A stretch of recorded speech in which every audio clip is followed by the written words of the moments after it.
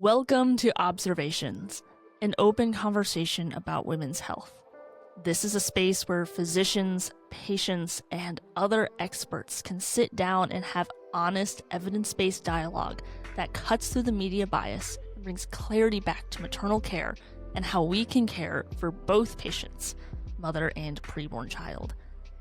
With each episode, we will have real stories, real science, but also real questions about women's health today. From clinical insights to lived experiences, to aligned perspectives, and yes, also respectful disagreements. This is our goal, to bridge the gap between physician and patient, to empower informed decision-making, and bring back and elevate compassionate, fact-driven care. Now, a quick note before we dive in. Not every guest on the podcast is going to represent the views or positions of Applog, but we believe that having open and honest conversations are going to make us better. So, grab your coffee, settle in, and let's get into today's observation. Welcome to Observations. I'm Dr. Susan Bane. I am an obstetrician and gynecologist and a board member at Applog, and I am your host today. And I am happy to have Dr. Mike Chupp join me today. So Dr. Chupp is the CEO of the Christian Medical and Dental Associations, a role he has served since 2019. Dr. Chupp is a board-certified general surgeon. He served on the mission field in Kenya for 20 years in Tenwek Hospital. Dr. Chupp, thank you for joining us right here at Applog's National Conference. Thank you, Susan. I've really enjoyed being here. Lots of great people here. Yeah, it is. Connection is such an important part of the work we do in medicine. And let me talk to you a little bit about you as a surgeon and your connections in terms of that. When you think about the American Association of Pro-Life Obstetricians and Gynecologists and surgery, talk to me about your thoughts as they merge. So thanks for asking the question. I do have a rare and unique experience from having practiced general surgery about a third of my career in the U.S., and of course being trained in the U.S., but having spent the bulk of my time, Susan, in a country where abortion was illegal. And so observing what happens when pro-life OBGYNs, I had a lot of staff at my hospital, at Tenwek Hospital. So I actually only did a handful of C-sections. I did actually more supracervical hysterectomies for grand mal tips than I did C-sections. Okay. But I was in a place where abortion was illegal, so we would see several a year women with criminal abortions. And just to see how pro-life OBGYNs manage, spontaneous ABs, miscarriage, how they handle challenging pregnancies where mom is sick and at risk, and still manage the two patients and do it very well. And so it was a pre-Roe, if you will, situation like we had here in the U.S. So I was able to see it. So when people say this is how it has to be, if without Roe v. Wade after Dobbs, I'm like, no. I've lived in a country for almost 20 years and see how abortion is handled and how ectopics and so forth are handled. So that's what immediately comes to my mind is I can offer a realistic view of what it's like in a country where abortion is not legal. Yeah. Tell us a little bit more. What drew you to go there and practice for so long?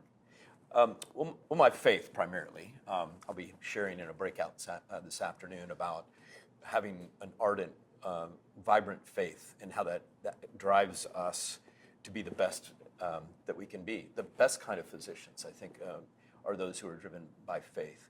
And so my faith from the time I was a teenager, I really wanted to be involved in ministry and thought for a while about becoming a pastor. But I love science. And I love people, and I love biology. So my father, very wise man, encouraged me to consider medicine. And so I also just adored these missionaries that I would meet from Africa, as I was in a church that had lots of missionaries, very active program. And so when I was in college, I had the chance to go to West Africa and see a sole missionary nurse in the middle of nowhere, Sierra Leone, West Africa. And the way that she loved and cared for her patients, especially women and their children, because that was predominantly her practice. I'm like, one evening I went home, I have nobody in my family who's in medicine. This is my first experience to see patient care with this nurse. And I just went home, fell down on my knees at my bed, and I said, God, if you'll let me get into medical school, doctor, I want to serve Africans just like her, just like her. Wow. And so that was when I was 20 years old. And the rest is history. I medical school, surgical residency, more experiences in Africa, and then finally, and God gave me a gift of a soulmate, Pam, who also took the challenge and followed in the call. So we had a blessed time in Kenya. I thought I would be buried on a hillside in southwest Kenya. God had other plans. Yeah, yeah. It sometimes happens, doesn't it? Yeah, it does. It does. He has the best plans, whether or Yes. not we figured out at the time. Yeah. So as you make this statement about faith and being the best doctor, being a good doctor, talk to us more about what do you mean behind that?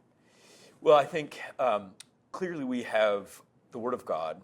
We have Scripture that guides us and gives us prominent example of the great physician and how he combined ministry and healing and how he put them first. And I think it's why the Hippocratic Oath so quickly got adopted by the early church fathers, because it just matched so perfectly with Christ's teaching. The Good Samaritan parable is just a classic example of even your enemy is your neighbor. And Right. that someone culturally who's your enemy, and that you stop, you take care of them, you sacrifice, you pay for their care, you do everything you can to bring the best kind of care to someone who's injured. So I think that among many, many other examples, even you just healing those who came. He didn't heal everyone. He didn't have the time to do so, but it's an amazing privilege that I think our profession, Susan, is the profession that comes the closest to having the ability to walk as Jesus Christ walked and to behave as he behaved. And so it is a very sacred calling into medicine. And I think that's what, like I said, I was thinking about becoming a pastor, but honestly, becoming a doctor to me allowed me to do both things. Right. To do spiritual ministry, to have my faith integrated, and our new brand promise at CMDA is your faith and healthcare connected. Because what I noticed from visitors who came from the United States, and we had more visitors than probably any other mission hospital in the world at Tenwek, 200 a year who would come short term. And I would frequently ask them the question, I'm so pleased that you pray with patients here, and you've joined in our habit of praying right before surgery. What do you do back at home? Oh, Mike, I don't do that back at home because that's frowned upon. So I took to calling this the disturbing disconnect. The disturbing, it's like they go on mission once a year so that they can check the box, I do spiritual ministry. But more difficult, often because of a secular situation where there might be pushback. But I think it belongs there. Absolutely, faith belongs there because biopsychosocial, many people leave off the fourth tire of the vehicle, which is the spiritual. Absolutely. ministry.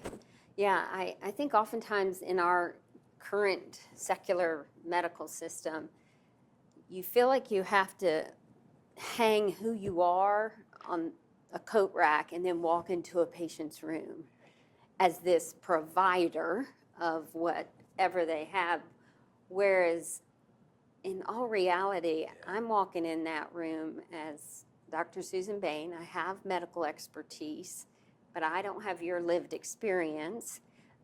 But I also know from the literature that the majority of the patients during times of challenge, they turn to spirituality, Sure. defined very differently by different people. But they actually are longing for somebody who will connect with them and pray with them, but also say, how are you using your spirituality in this moment of challenge for you? And I don't know why we feel like, as you said, once a year when they go to Africa, they can not have to hang who they are, but bring it into the room. Because when we bring ourselves into the room, that's when the beauty and the strength of what we do, Yes, I agree, Susan. accelerates. So say the what you said, the brand you said at CMDA. Your faith and healthcare connected. talk more about that. How did you all land? First of all, maybe in our audience, tell them what CMDA is all about. So, and then that. Thank you for giving me the opportunity. 95-year-old organization started by medical students at Northwestern University in Chicago. Student driven, multiple campuses simultaneously in 1931. And then over the course of 10 to 15 years, these student groups discovered each other and launched. And along came campus advisors and graduates. So we're on about 400 healthcare campuses in America. Not all of those student groups look alike, and they're on medical and dental, Christian Medical and Dental Association, but also now anymore, much broader tent, including PAs and nurse practitioners and optometrists, and we even now have a specialty section. We have 16 specialty sections, but one of those is Christian healthcare executives. So even the guys who they joke, have the biggest salaries, much bigger than the doctors, who also are Christ followers in a section. So I use the acronym acrostic CASE, C-A-S-E. We're building, our vision is bringing the hope and healing of Christ to the world through healthcare professionals. And we do that through community advocacy, service, and equipping, with the service representing missions, both domestic and international. Yeah. And missions is woven deeply into the DNA of this organization. That's why I was recruited by my predecessor, Dr. David Stevens, himself a missionary in Kenya, to become the executive vice president. And then the board agreed that I would follow him. Yeah, I was going to ask you, thought pastor, surgeon, missionary, and now, did you ever see yourself as in this position? I didn't see myself even as the medical director of Tenwek Hospital, but necessity is the mother of discovery of some of our abilities. 6 months after my landing in Kenya at Tenwek, the administration had two choices for who would be the medical superintendent. It's a British system. And it was either me or a Kenyan OBGYN who actually created a lot of problems for the administration. He was not a very happy camper. So it was me. And I did it as a busy surgeon, out of a love and desire to see the mission hospital succeed. And then in the process discovered that I had some abilities of organization and engagement with people skills, and wanted to see even the smallest departments be successful. And our surgery department was big and strong. And so some people thought, oh no, we're in trouble, a surgeon's gonna be the medical superintendent. But the reality is I was the little guy's champion. And so in maternal child health and pediatrics and OB, I enjoyed seeing them come along and flourish. I love that. Thank you for sharing that, and about CMDA. So I just recently had some students in North Carolina, where I live, reach out, and they wanted to have a conversation. They're students at UNC Chapel Hill. So let's talk about that next generation, and how do we ensure that that next generation knows how to bring their spirituality into the bedside next to the patient, and the importance of our faith and our reason, and how they align. How do we help that generation? As Dr. Robbie George said last night. I remember well what he said. It's better caught than taught. I think it's better demonstrated. Yeah, be models. And I can't guess which generation you're in, Susan, but I'm 60. Okay, so I'm a tail end boomer. I'm 63. Okay.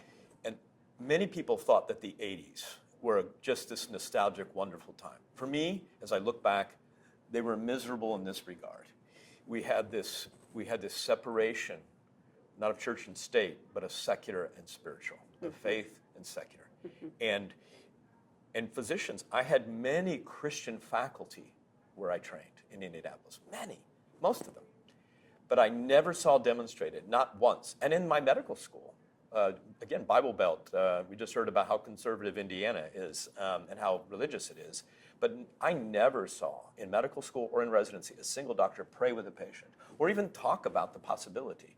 It wasn't until I went to Africa as a fourth-year medical student that I saw doctors praying. And I thought, wow, I guess if you're going to pray with patients, you're going to have to go be a missionary. The reality is, since the 80s, has come along an emphasis that CMDA was a part of back in the 90s. My predecessor, David Stevens, Walt Larimore, a doctor, family physician from Florida, put out a saline solution training program on how to integrate faith into a daily practice of patient care. So the bottom line is I think that some of us, especially boomers, need to understand that we blew it in the 80s, that we didn't demonstrate how to bring our faith, like you, so really beautiful illustration of hanging who you are on that hook, or what Notre Dame professor Christian Smith calls a personal identity accessory. That's what faith has become. And we as parents, in fact, he wrote a book, Handing Down the Faith. Parents are so influential, and what we've taught our children is our faith is best used when it makes us look good and gets us jobs. But there are times we should just take it off, as you have described, and put it on the wall as an accessory that may or may not go with my outfit or my job.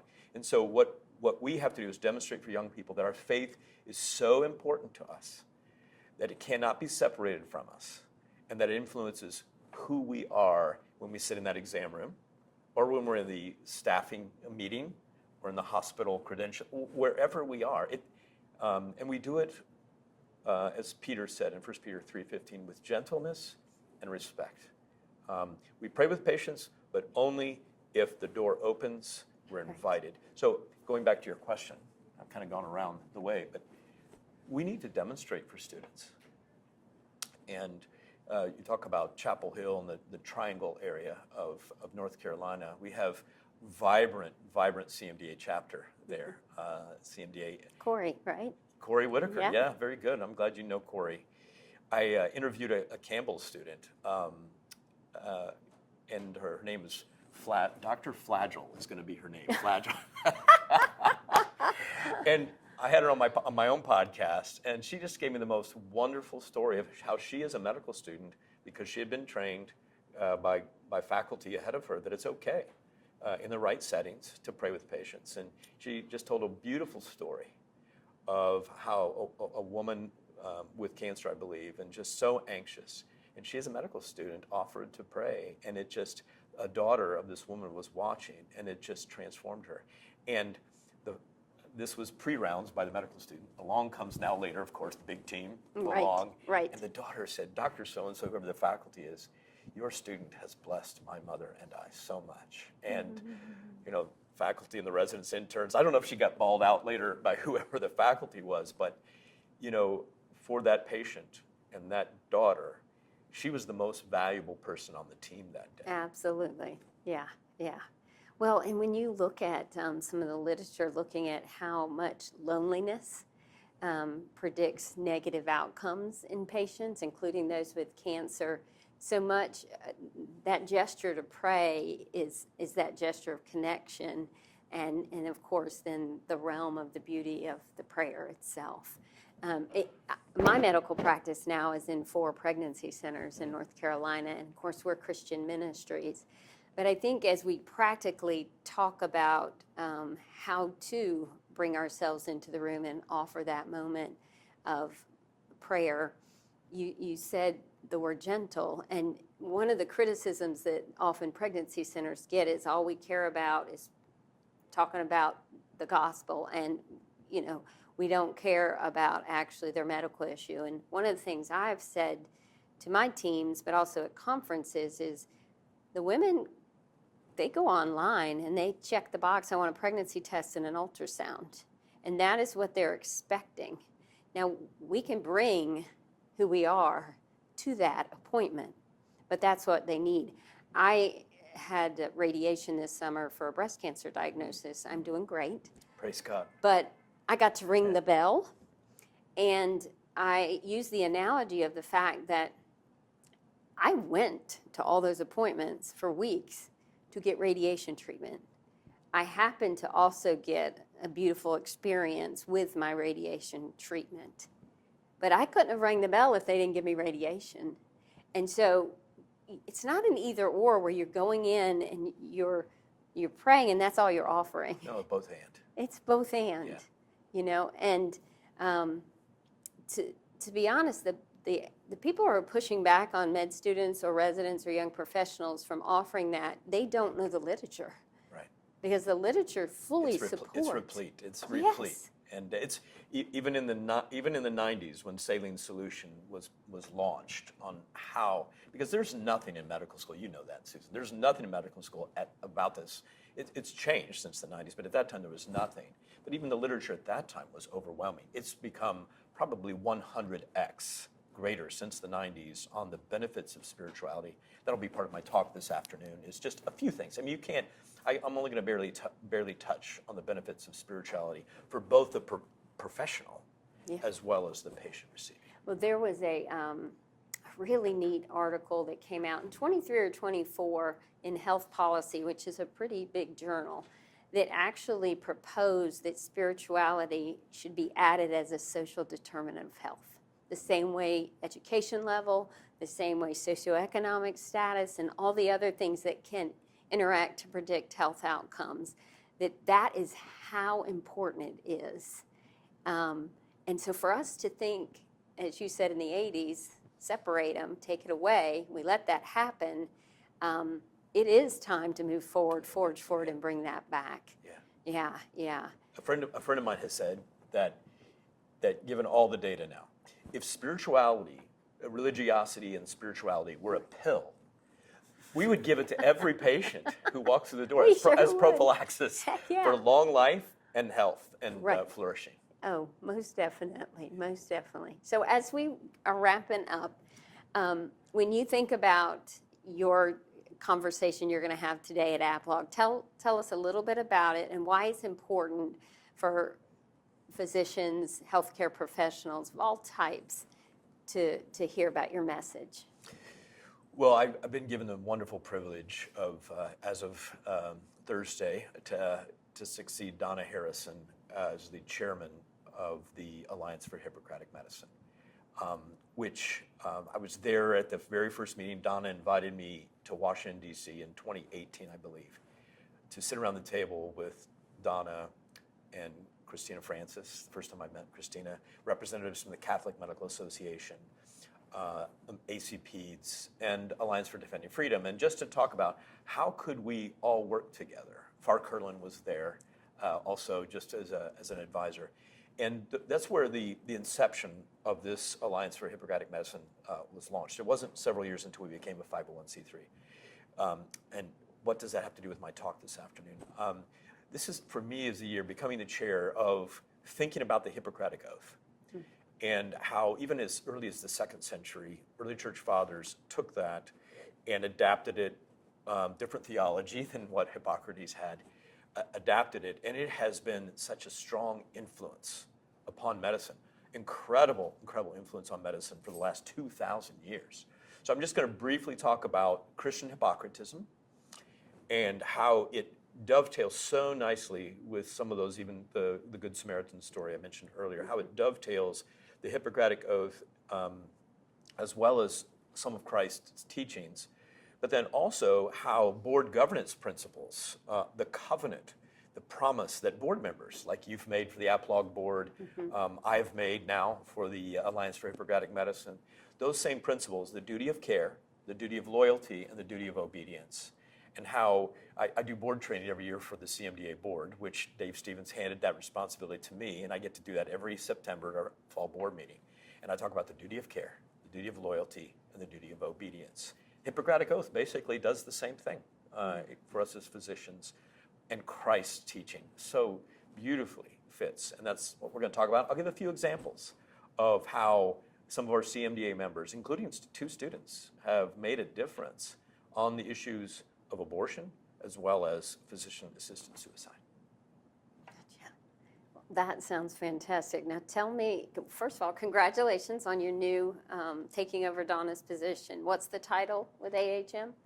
It's just chair. Chairman of the Alliance for Hippocratic Medicine Board, and we've grown many of the organizations here at the conference are part of that. Yeah, I think about 30,000 strong in terms of all membership with all of us together. Yes. What's on site to help our audience know what's coming? I know you're brand new at it, so I'm putting you on the spot, but as you think about projects moving forward. What's your thought there?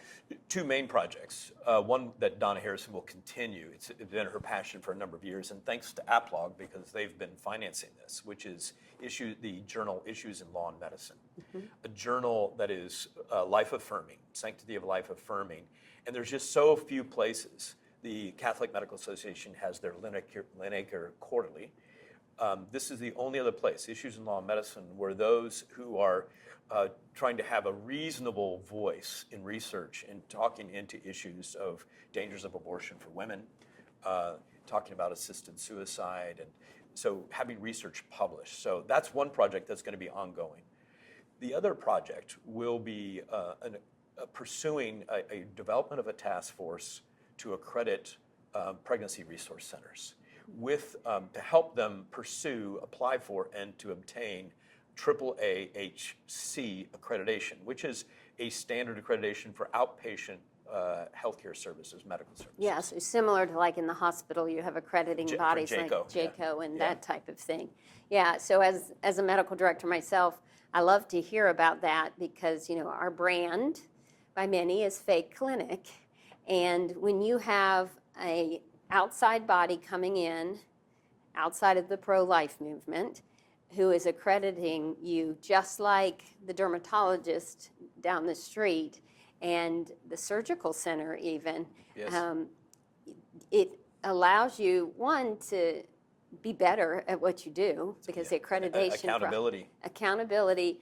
And then just to have the message that you're going beyond basic compliance. You're trying to always improve quality, always improve patient safety. And I think it is a very smart move.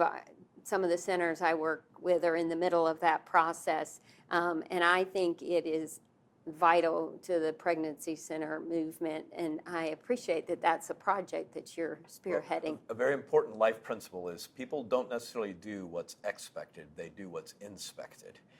And so that's why the AAAHC for patient care exists. That there's a regular inspection, and this obviously can't be a mandate, but it's a service to offer. Especially to clinics that maybe don't have a lot of resources. This task force will be doing pro bono. That's the proposal. Yeah. Well, thank you so much for joining us at APLOG. Thank you for your talk that you're going to be giving and for your willingness to do the work God's calling you to do. It's a blessing every day. Thank you. We hope that you enjoyed today's episode of Observations and that it broadened your perspective on women's health and how we can care for both patients, mother and preborn child. If you like this episode, make sure to give us a 5-star review where you can find your podcasts. Make sure that you like this on YouTube and subscribe to our channel for more episodes coming up. And if you have any suggestions on any topics that we should cover or guests that we should have on, make sure that you email us at media@aplog.org. Again, thank you for joining us for today's observation, and we'll see you in our next episode.